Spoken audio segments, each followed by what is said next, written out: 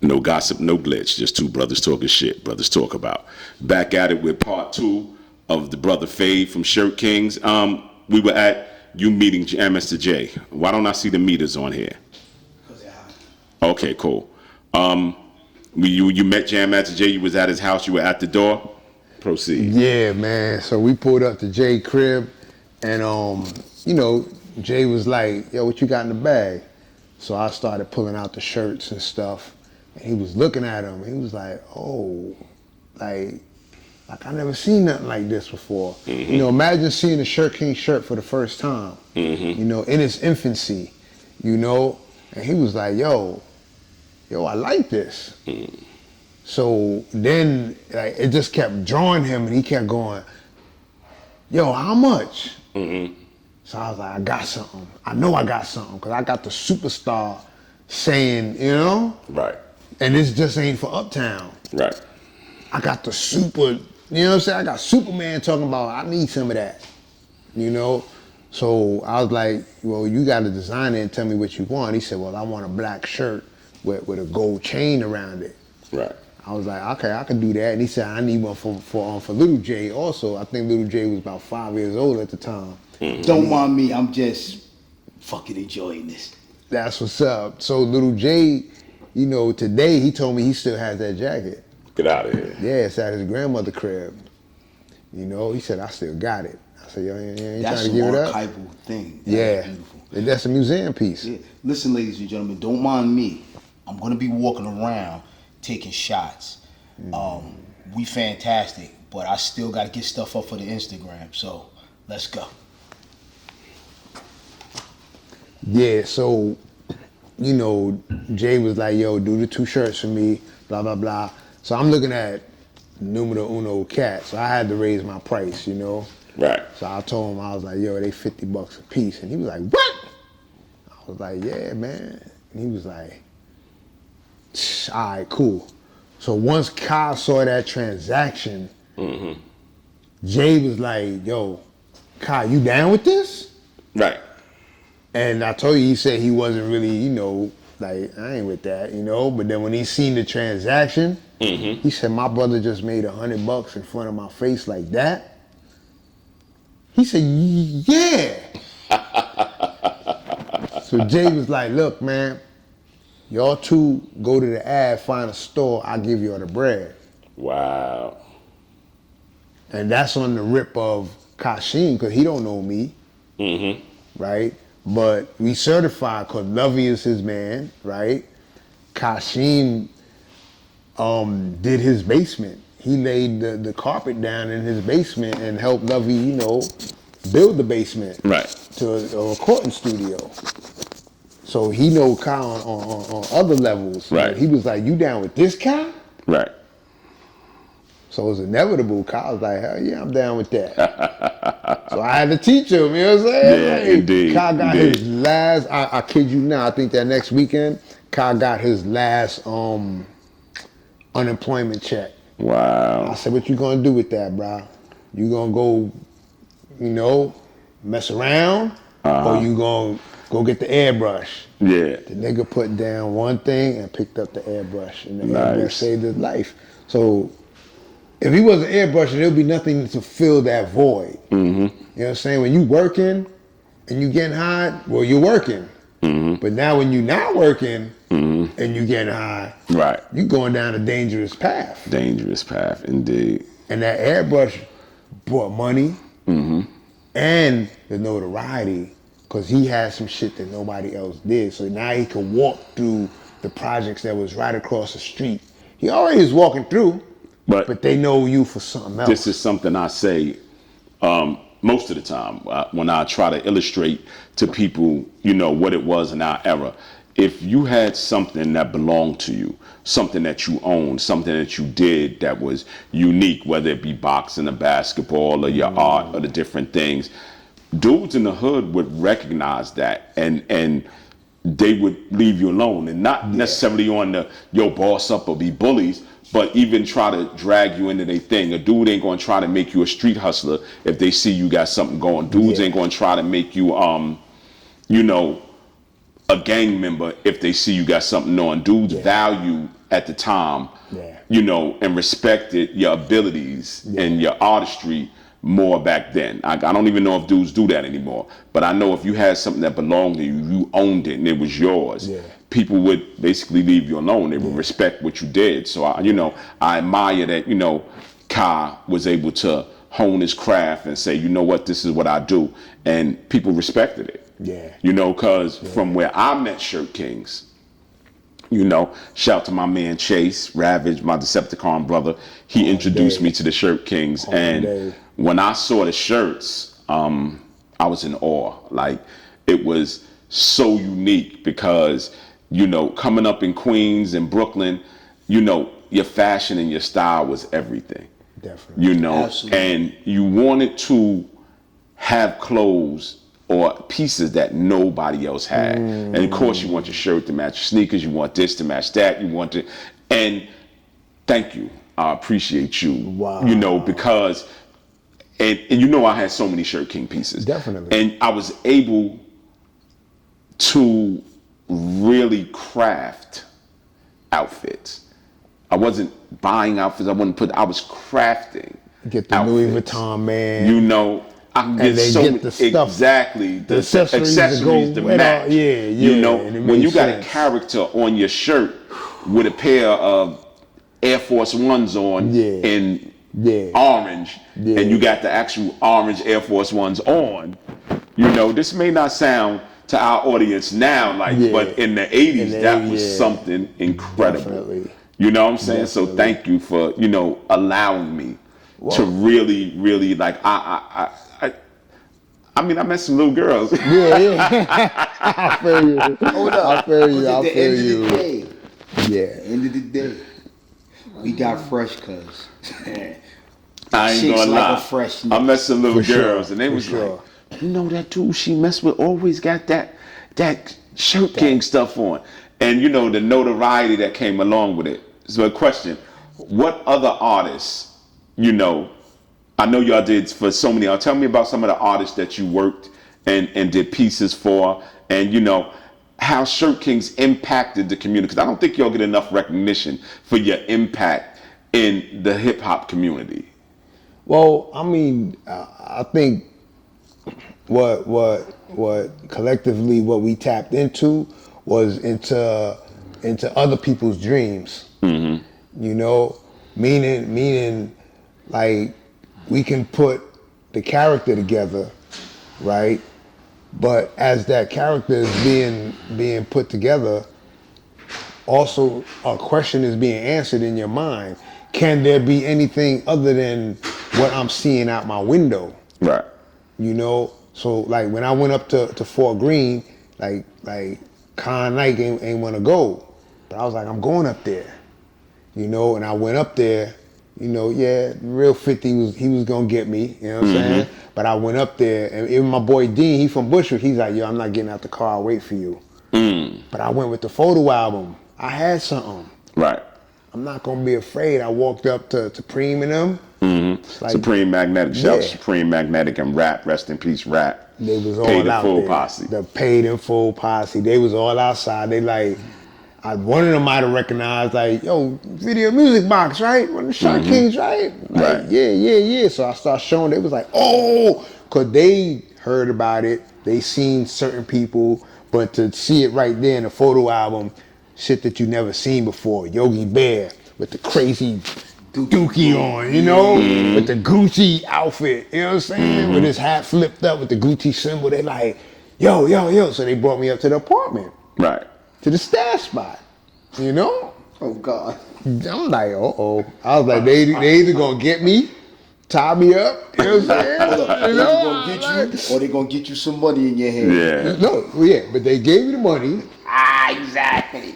got downstairs, 50 of them was down there, and Preem said, nah, that's Shirt King.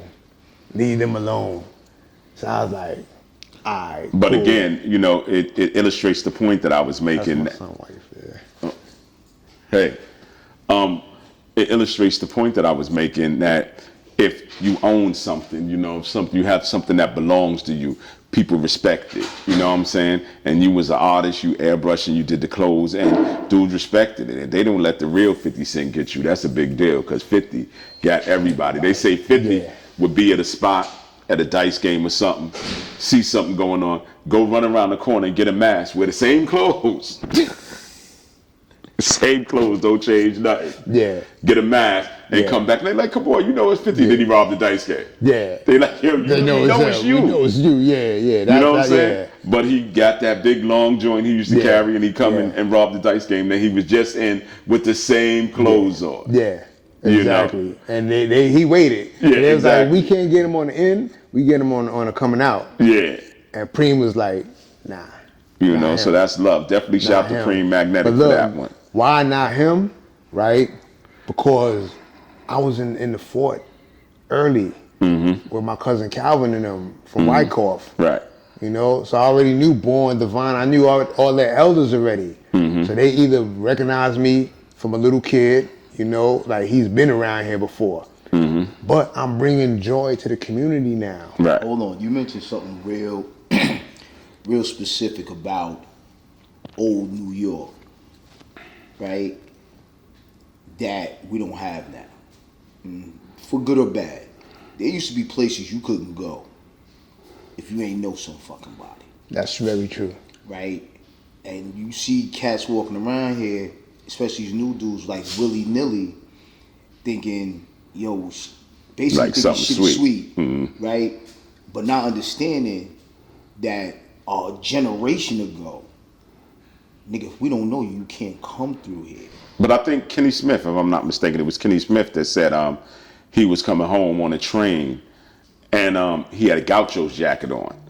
You know, and dudes was on him. They was gonna press him on the train. Then dudes seen that he not Gaucho. Was it Gauchos? No, it wasn't Gauchos. It was Riverside Church. Yeah. Riverside. And once they recognized that jacket and they said, hey, he played for Riverside Church, it was like, nah, he gets a pass. But again, that just illustrates my point that if you have something that you own and dudes see that you have something that you like, you got a pass, you exempt. Yeah. Dudes is not going to press you. Dudes is not going to try to rob you. Dudes is not going to do negative things to you solely based on, appreciate that. Thank you so much. Are a fulfillment of a secret dream. That's what I mean. Right. You're a fulfillment because nobody wakes up and says, I need to hustle. I need to do this. I need to, you know, you wake up and they tell you get a regular job, this and that. That's what your parents do, right? And then, you know, but there's always that secret. And I felt Shirt Kings was a fulfillment of a secret dream. So even if you could dream for a moment, like when you had different crews coming up to Shirt King, it was a neutral zone.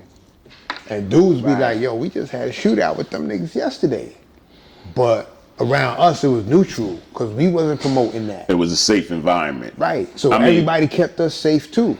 I spent a great deal of time in Shirt King's booth. Yeah.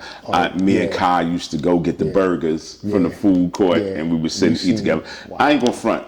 Most of my work was actually done at Kasim's house. You know what I'm saying? I would go to Kasim's house, bring him breakfast on a Sunday morning, and we would spend the day there. Yeah. You know, we would spend the day in the attic. Yeah. We would spend the day in the attic doing baby shower stuff, birthday party stuff, all the different events I had for my kids. Yeah. And he would do all lay clothes. My daughter's stuff he did, my son's stuff he did. You know, for all the parties that we had, they would always have fresh Shirt King outfits, again, the matchstick sneakers or whatever. I like that.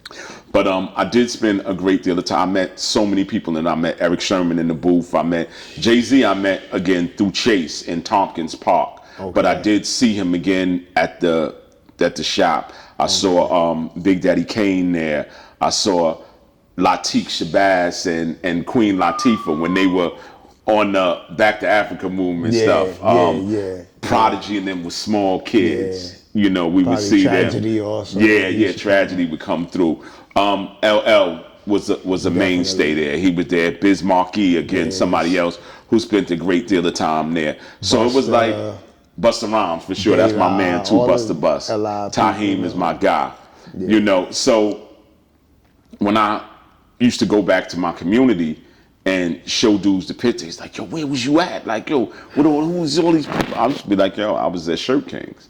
Wow. You know, so that again promoted Shirt Kings, and dudes would go and get shirts. Yo, I seen your man in them. I got, such and such a shirt, or I got this, or I got that. And you know what I'm saying? Yo, I put $25 down. I got to go pay it. Wow. It became something. It embedded in the evolved community. into something. But Wow.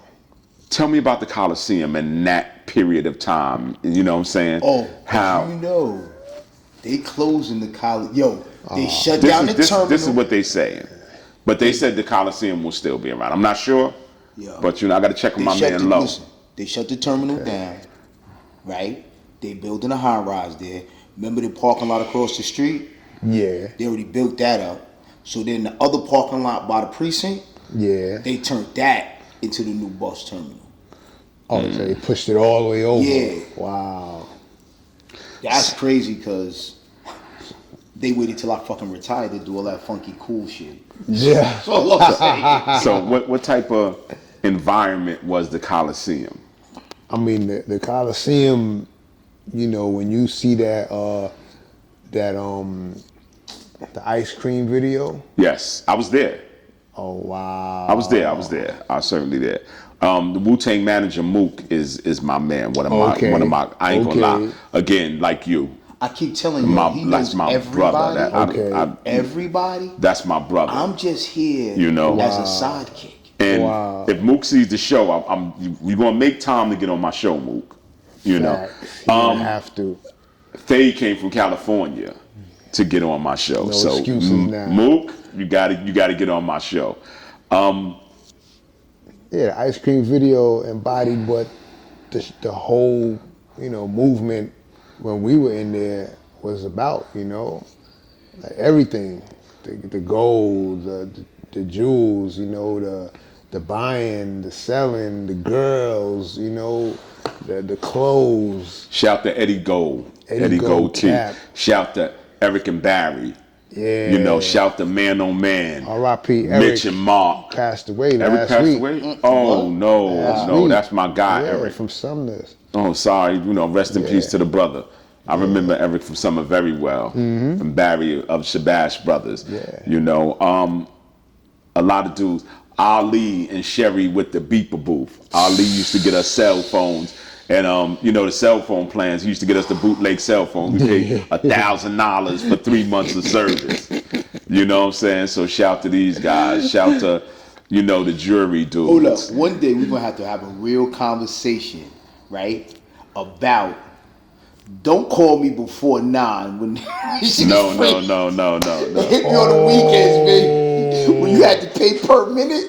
That was all the way up to like 97. This was still going on. This is off topic, and I don't want to take away from the valuable information that Phade is gonna get. But I ain't gonna lie, the first minute free, I never did it though. I ain't gonna lie. But I see the dude.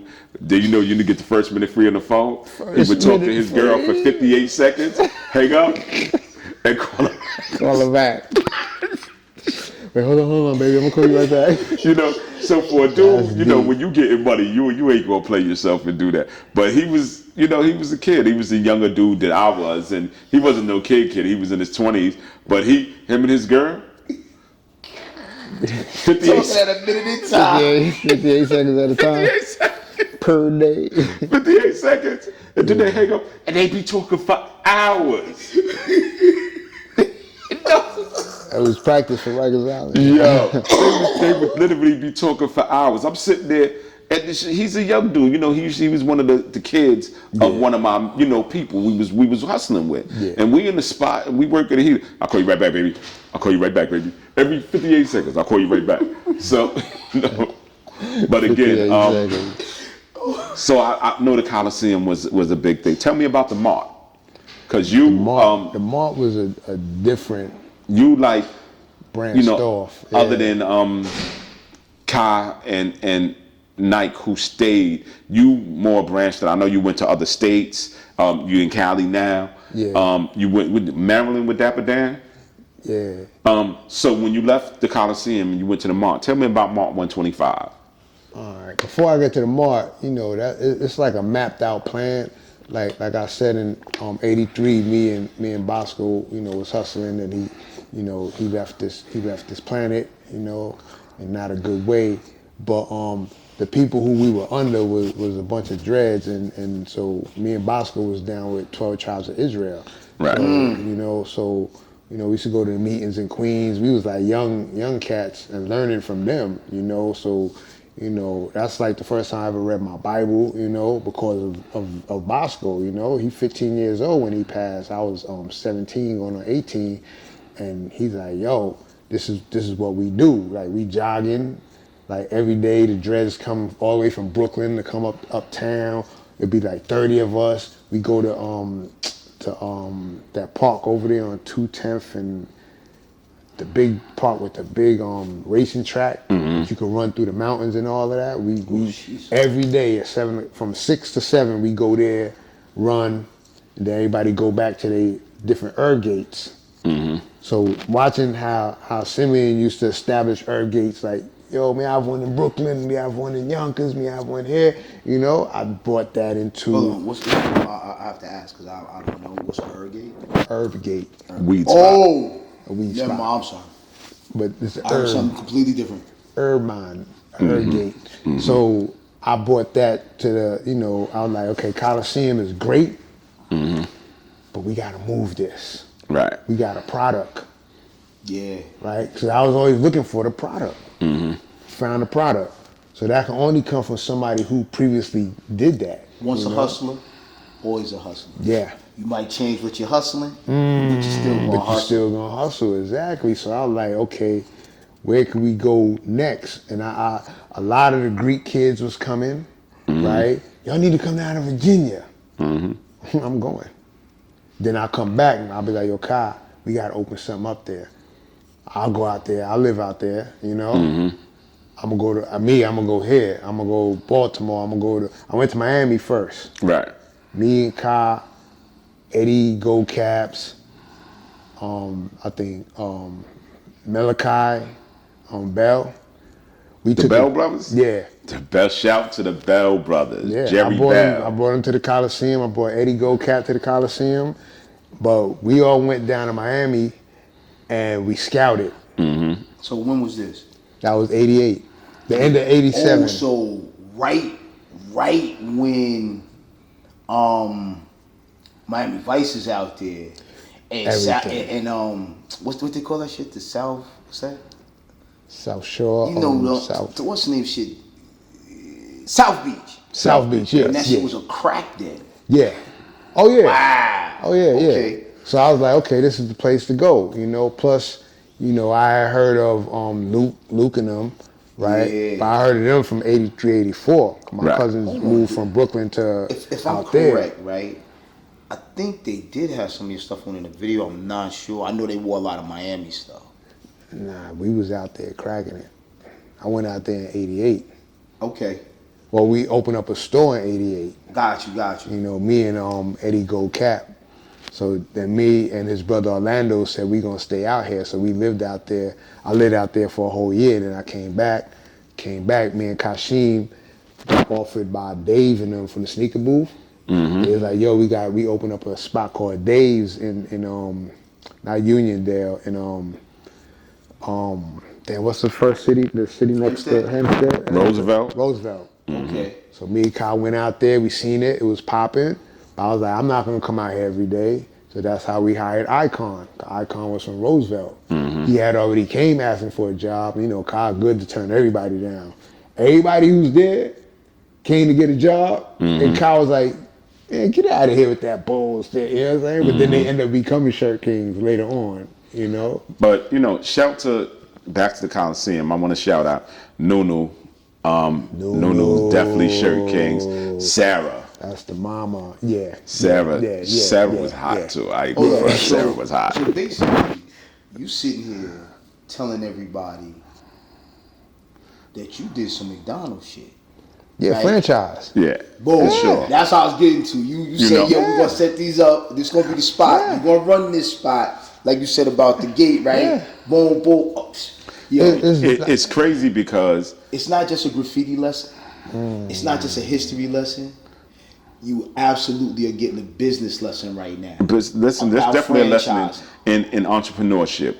You know, because I do remember going to the spot in Roosevelt. Roosevelt, see? I do remember going briefly going in. I didn't get again. Most of my stuff was done at Kashim's house, so I would just go Right. to support and go chill in the booth. And it was experience, and it offered me that time off from when I wasn't in the street hustling. I was around, my people, and during that era, I didn't really have a conventional lifestyle. We didn't go, I didn't go play ball in the park. When I was, in the street, when I wasn't working, and when I mean working my regular job and working in the street, I was always going to other dudes' spot, whether it be my man who got the number hole, my man and them who they had the wet. We used to be on 142nd and Bradhurst, and my man joint, and they had the wet, and we would sit up in there, and it was like regular for me. I don't, in hindsight, it was pretty risky in hindsight. But at the time, it was regular for us to go, from spot to spot, from store to store, and chill. And a lot of times we would, hang and we would buy stuff. It would be nothing for me to be in Simon's Sneakers Corner, S&A's on Broadway. Yeah, Harry's. I spent a lot of time with Hack at Gibbs on Jamaica Avenue. I spent a lot of time with Eddie at Rebel Knox. I Sass on Montego Bay. Wow. I spent a lot of time in all these places just chilling. I would go there and buy my clothes and just chill. And I would talk. Me and Sass got to know each other pretty well. Me and Eddie got to know each other pretty well. Yeah. Me and Hack was super cool. Hack said, I don't sell pants, I sell trousers. I say that all the time. So, moving forward, going toward the mark. Yeah, so going here. The gold mine ended up being where I started at. I started on the corner on 125th Street. With my little troopers from around the way, and that's where I ended back at. With a better vision. I knew it was Daryl's territory, but the Shirt Kings had grown so much, and we was all over the radio. Red Alert got us on the radio. Flavor Flav and them got us on BAU, right? That's how we know Chuck D and them. Chucky D and them. Yeah, and I want to say that you were a mainstay with Ralph and them on Video Music Box. Then Video Music Box. So I like, okay, we need to take this to the Mecca now. UHF, Channel 31. Late night, let me ask you and then a question afternoon. real quick. So you were probably in that archive that they have at the Queen's Library. More than likely, yeah. Okay. Yeah. So, I'm 100% sure. Ladies and gentlemen, I just want to plug out. Public library is always free. Get your library card, get you some books, some audio. Yes, sir. You know what I mean? But if you go to the main branch, which is 89th Avenue and Merrick Boulevard, they have a hip hop section that is curated by the Ralph McDaniels. Yes. So that's something you want to check out if you are interested in hip hop. I want to say specifically Queens hip hop. That is a place you would like to go. Plus, libraries are good places to be. Definitely. Like, it's hot outside. The library got AC. No. We used to hang at the St. Albans Library. Shout out to St. Albans Library. We used to hang there and talk to the girls. We hang there and talk to the girls. The librarian will always be like, shh, you can't talk. So he was whispering. Indeed. Yeah. So 125th Street. Yeah, so 125 you was dipping just into natural. D-Ferg's territory? Yeah. Yeah, so 125th. Yeah, 125 was like, it's like, okay, this is Mecca. Everybody comes here, right? Queens, it was like a lot of Queens dudes came there, right? Well, and yeah, then, I mean, he introduced me to 125. It was like the place to be, right? Because that's always like saying Harlem is like weird to me because we always called it Uptown. Yeah, right? And it was different than Uptown, the Bronx. But if you was from Queens, if you said Uptown, generally you meant Harlem, 125th. 125th. you know, like specifically that strip where everything was going the on. cars and I'm not Cotton Club was on there. The Cotton Club was Apollo, down. Yeah. The but it was Apollo just Theater. further all the way up, down. like the Yeah. Apollo Theater. Oh God, what's his name? He was a Supreme Court judge. Adam Clayton Powell. Adam Clayton Powell, yeah. Right, the buildings there. Yeah. Later on, So they the ended up having the stage, statue of him in front. Statue, yeah. You know, and like even to this day, the other day I was going down 125th, and it's changed a lot, but it's still stores there. Yeah. Now it's more like franchises, fucking Starbucks, Chipotle. Shout to Magic Johnson. Oh yeah. Who had the movie theater up there? So yeah, He had when the you movie say- theater. He had Starbucks as well. Yeah. Right, when you say that He had the vision. you went to the Mecca, right? That's Yeah. something I relate to. Yeah. Cause it's in our own backyard. Like we was going to Virginia, we going here, but that beach scene was up 125th. All the cars, all the girls, everybody outside. So I was like, when you watch Sir it- Kings need a store here. So for you kids, it's a movie called Paid in Full, right? Remember Cam is in, right? Wood Harris and Makai Pfeiffer. Yes. right? What he's telling you, if you watch the movie, you'll see that where like dudes, and we ain't even talking about cars. Like y'all talk about cars, y'all talk about like Germans, right? What we used to call Germans, right? And everybody wanted like a 5.6. Back then, dude had a motherfucking Suzuki Samurai on rims, right? Or Jetta. Oh, Yo, you heard? Right? Now you got that Jetta. Or Audi 5000, which was Audi big. 5, yeah. Right? Its transmission's But trash. all the Listen, Yo, you know how many dudes I had an know Audi traded in their Audis? Everybody Because yeah. they I had an they Audi work. and everything on it was Yo, trash. but the It car was an amazing car, but that I think dudes when had. it didn't work, it didn't work. Right, Yeah. right. When they talked about Exactly. having a Beamer, y'all don't understand. Y'all think motherfuckers used to pack in the 360s. 318, motherfucker get that stick 389, popping, Yeah. shifting. Yeah. Yo, it was a thing to Then see. them baby Benzes came out, the double, 190 oh right, E's, the buggy eye 190. and then the buggy eye. Listen. Yo, just double, triple parked. You know, Yeah. like yo, it's Yeah. crazy. So Yeah. when we had the Mart, shout to Blue, legendary Blue. Exactly. He got a fruit and juice store Fruit and juice. on Kings Highway. Yeah. Actually, I'm gonna try to swing by there and see Oh, if I yeah. can get him on the pod. Let's do you that. know, Blue had Black Man Jewelers. He was one of the only black-owned jewelry spots. What's the dudes? They had the videos. They ended up being a big video company. They made the hood documentaries, but they started in a booth where they could get, because at the time we couldn't get Good Times and Sanford and Son and all that on videotape. something These are the DVD, first but I dude. can't Yeah, remember. they was an amazing. They end up having They a still big around. huge store. He was bootlegging old They- TV shows. they- Nah, I'm TV not shows. saying. I'm No, not saying. you No, I'm understand. saying hustling is hustling, baby. They had a booth in Mont, and we couldn't get these things. There's no way we could get Good Yeah. Times at the time. They didn't sell it. You know, Yeah. They had Good Times. They had the Jeffersons, all the old shows. They had them, and then They had the they Kung ended Fu up flicks starting too? making. They had a big store. They started had making hood everything. documentaries. Yeah. They made the Outpost story. They made the Danny Diamond story. Yeah. They had a bunch of. They start filming videos and making. They made a big name for themselves. I can't think of the name of the What store. you call it got down with them? The son, the one that Nicky Barnes told on, and he. Oh, Guy Fisher. Yeah, guy, right. His son was part of that. Yeah, that he listen. got on with the filming. Sticks Furs. Gotta shout to Sticks. One of the only black furriers in New York. Sticks is actually one of the last booths that existed when they closed Mart 125. So shout to Sticks. If I Yeah, get you're Sticks right. on the show, You're right. that would be amazing. You're right. But Yo. again, my brother Phade had a booth there. We're gonna talk about his booth at that time. Imagine being in New York in the winter. Again, cars double, triple park.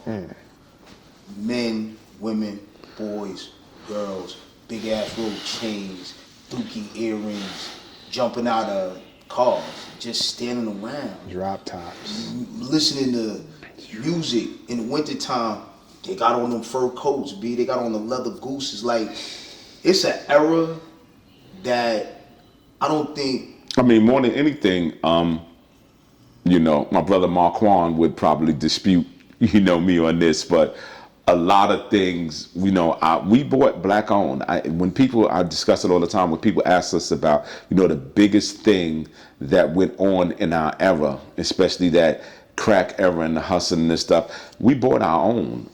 We true. bought Shirt Kings, we bought the Bell Brothers, we bought Eric and Barry, we bought Sticks Furs, we bought Black Man Jewelers, we bought our own. So people would spend those hustling dollars in our own community with our own people.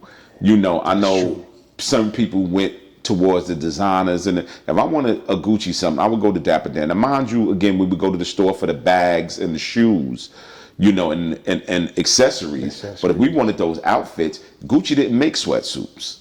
They didn't make, things, and they didn't make things for our community. So we shopped in our community. Right? He says that, right? Y'all don't know what it was like growing up with this dude. Right? You don't. You never will. The archive is crazy. He went everywhere. He did everything. Yeah. And he's saying that, right? Next to Phade.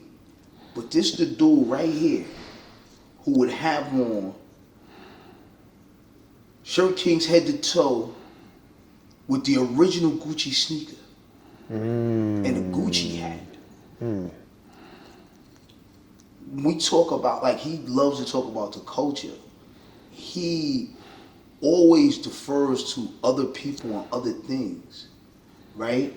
I would have never known about Shirt Kings if it wasn't for the God. I mean, I was able to, you talk about it, you be about it. I like I that. was You know what I'm saying? Spice You talk about it, you be about it. I was a dude where, you know what I'm saying? I don't want to say that, I'm humble. I try not to be too flashy, but, I want to have it on. You know what I'm saying? I want to, I want to drive a nice car, but I don't really talk about cars that much. I'm not a car guy. I just want my kids to think I'm lit. Whatever lit means. Well, look, he keeps saying that, right? But this was pre-child. I always So had when he kids. says that, Like, I had kids very, very young. Take that with a grain of salt. Yeah. He was doing a lot of this pre-child. I got a niece, my niece, Sarita Gates. Shout out to Sarita Gates. Shout out to Sarita. She said to me one time, I was coming out the crib or whatever, and I pulled up. I pulled up and walked in the house, and she was in the house. I was coming out the crib, and she seen me jumping in the car. She said, "I don't believe my uncle has a car like this." So it was something. It was a little something. And what was her first car? Her first car? Her first car. Her first car was a Lexus Coupe. See? Why? Maybe because she liked Lexus Coupes. And this is what I'm talking about. Back to the Mart. Let's go to the Mart again. Yeah, I'm just saying the Mart was that place where I felt that, as far as how Shirt Kings was, and we was reaching people, in Queens, people were coming there, but I felt more of the world was coming to Harlem, Yes. for that 125. Well, So I want to say this. You gotta remember, like, Harlem, I mean, Queens is dope. I'm a Queens kid all day, right? I don't ever front on Queens. Don't act like I'm not from there. But 125th Street is world famous. It's not a place that was like Jamaica Avenue. All right, you from New York City, you know Jamaica Avenue. All right, you got your cousins, you might be from out of town, your cousins might know. 125 is as recognizable from here to fucking Russia. that's true. Right? So to be in that spot at that time when hip hop is burgeoning and blowing up, to be in the basically heartbeat of style and creativity in New York City at that time and place, being around not just influencing people, but being influenced by people. Like, you ended up doing, murals on people's backs. Like, yo, this dude has his wife, girlfriend, mother, right, on his back. Cause y'all did that. They come, people will. I've seen it. People coming in with a photo and say, "I need this," and then like week, 2 weeks, they moms, they brothers, they dead homies is on their back.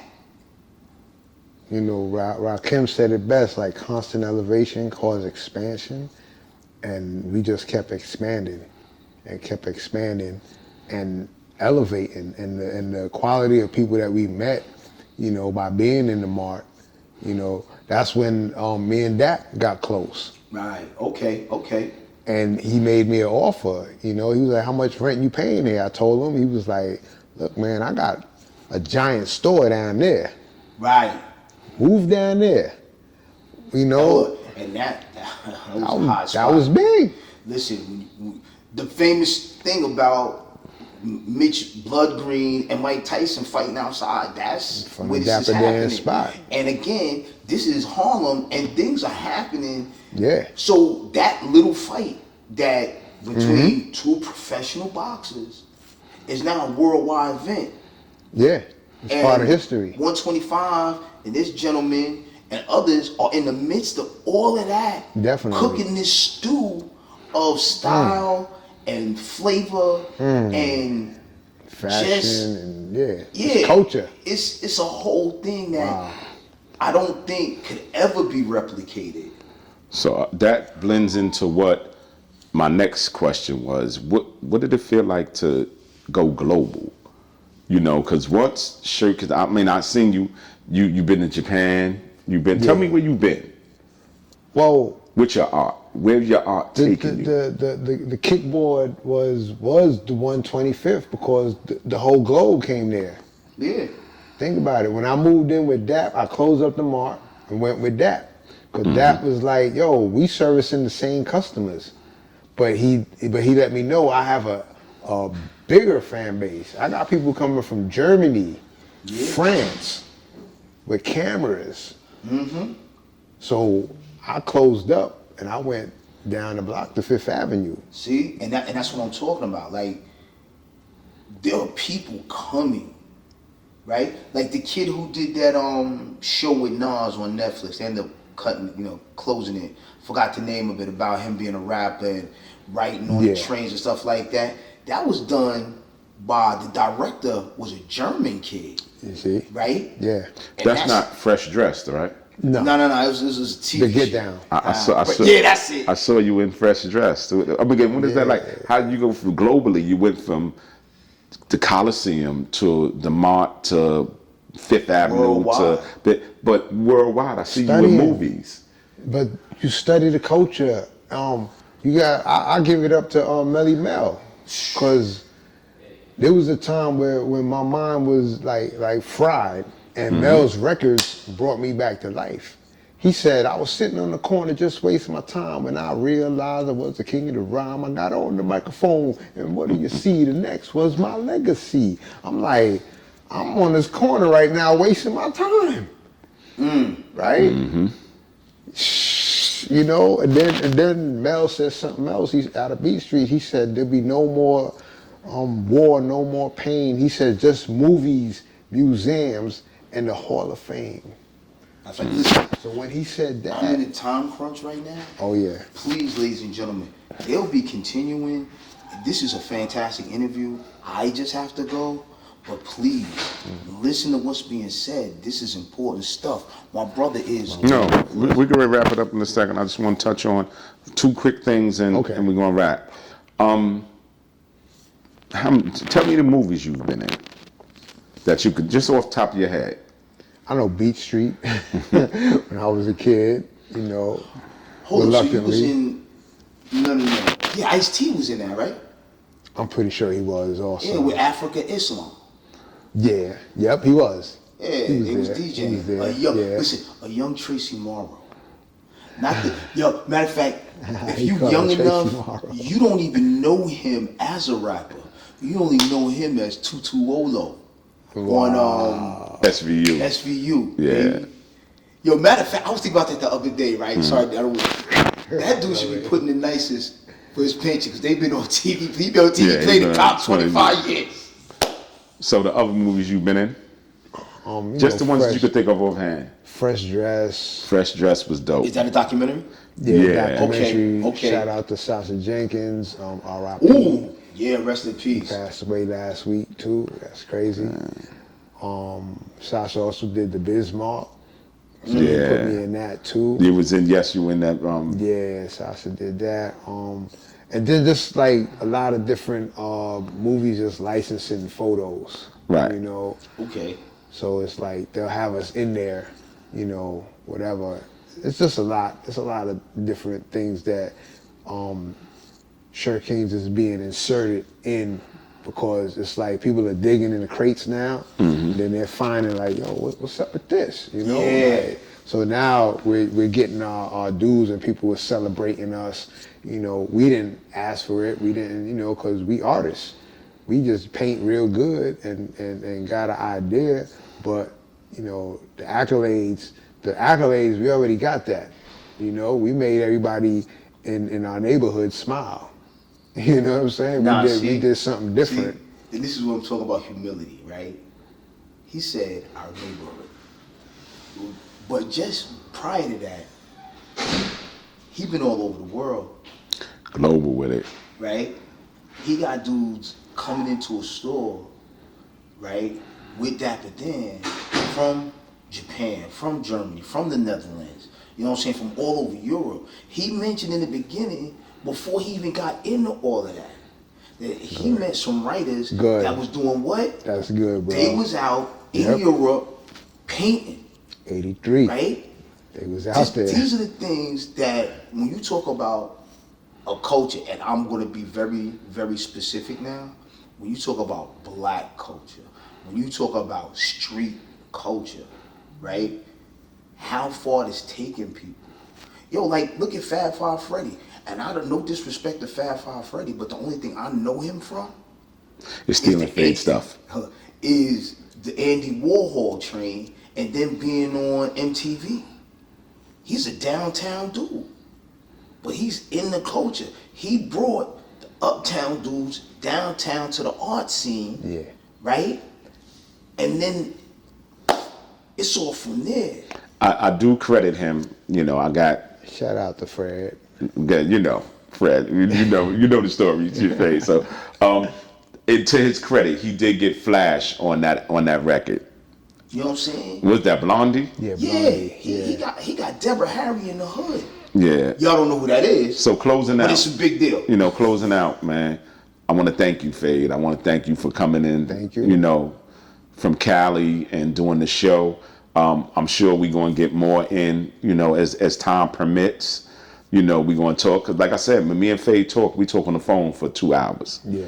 You know. So I want to thank you for coming out, my brother. You know, it's always love, man. Sir. Always. And, you know, Shirt Kings is global and the things that you're doing. But like I said, as we get into different stuff, man, we're going to go back to other. We're going to talk about all the stuff that you're doing now. Okay. And I can't afford his clothes anymore. But...